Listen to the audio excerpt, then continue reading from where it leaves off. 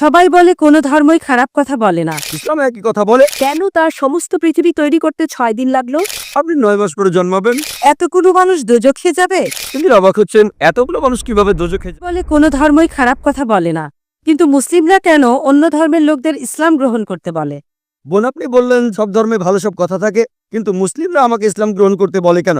অন্য যেসব ধর্ম আছে সেগুলো যা বলে তার বেশিরভাগ কথাই ভালো, তবে ইসলাম ভালো কথা বলার পাশাপাশি আপনাকে দেখাবে কিভাবে সেটা অর্জন করতে হয়। আমি উদাহরণ দিয়েছি, সব ধর্মই বলে চুরি করো না, ইসলাম একই কথা বলে, তবে ইসলাম দেখিয়ে দেয় কিভাবে সেই অবস্থানে যাবেন যেখানে কেউ চুরি করে না।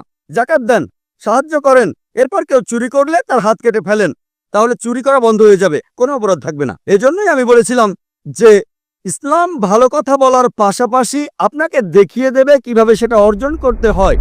যদি সর্বশক্তিমান আল্লাহ যে কোনো কিছুই তৈরি করতে পারেন, কেন তার সমস্ত পৃথিবী তৈরি করতে 6 দিন লাগলো? বোন প্রশ্ন করলেন যে আল্লাহ যদি যে কোনো কিছু সৃষ্টি করতে পারেন তাহলে কেন 6 দিন সময় নিলেন? বোন, আল্লাহ যদি চাইতেন একদিনে সৃষ্টি করতে পারতেন, তখন আপনি বলতেন যে কেন একদিনে তৈরি করেছেন, 6 দিনে কেন নয়? কারণ আল্লাহ 6 দিনে এটাই বানাতে চেয়েছেন। কোরআন বলে যে আল্লাহ যা ইচ্ছে করেন তাই সৃষ্টি করতে পারেন। অনেক আয়াতে আছে, আল্লাহ বলেন কোরআনে সূরা আলে ইমরান অধ্যায় 3 আয়াত নম্বর 59, إن مثل عيسى عند الله كمثل آدم خلق من تراب ثم قال له كن فيكون। আল্লাহ আদমকে সৃষ্টি করেছেন যেমন তিনি যীশু খ্রিস্টকে সৃষ্টি করেছেন ধুলো থেকে, তিনি বলেন হও আর তা হয়ে যায়।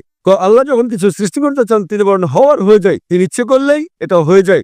আল্লাহ যদি ইচ্ছে করেন আপনি 9 মাস পরে জন্মাবেন, তাহলে আপনি 9 মাস পরে জন্ম নেবেন। আল্লাহ যদি চান 1 সেকেন্ডে, তাহলে মাত্র 1 সেকেন্ডেই।